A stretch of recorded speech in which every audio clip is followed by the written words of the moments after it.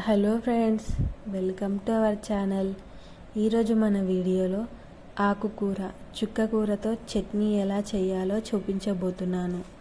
అన్నంలోకైనా చపాతీలోకైనా చాలా టేస్టీగా ఉంటుంది. చాలా ఈజీగా కూడా చేసుకోవచ్చు. మీరు కూడా ట్రై చేసి ఎలా వచ్చిందో కామెంట్ చేయండి. ముందుగా స్టవ్ పైన కడాయి పెట్టుకొని కొన్ని నువ్వులను తీసుకొని సిమ్లో పెట్టుకొని వేయించుకోవాలి. ఇలా వేగిన తర్వాత తీసుకొని పక్కన పెట్టుకోవాలి. అదే కడాయిలో కొన్ని పచ్చిమిర్చి తీసుకొని వేయించుకోవాలి. ఇందులోనే కొంచెం నూనె వేసుకొని వేయించుకోవాలి.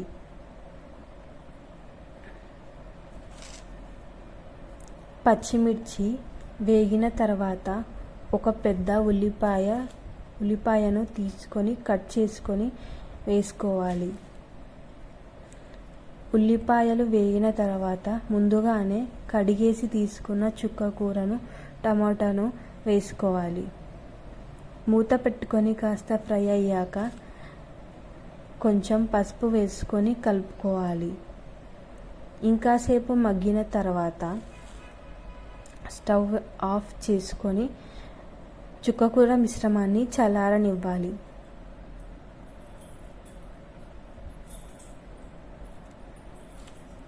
తర్వాత మిక్సీ జార్ను తీసుకొని వేయించుకున్న నువ్వులను, సరిపడినంత ఉప్పు, 5-6 వెల్లుల్లి రెబ్బలను వేసుకొని మిక్సీ పట్టుకోవాలి. తర్వాత మిగిలిన చుక్కకూర మిశ్రమాన్ని వేసుకొని మరొక్కసారి మిక్సీ పట్టుకోవాలి.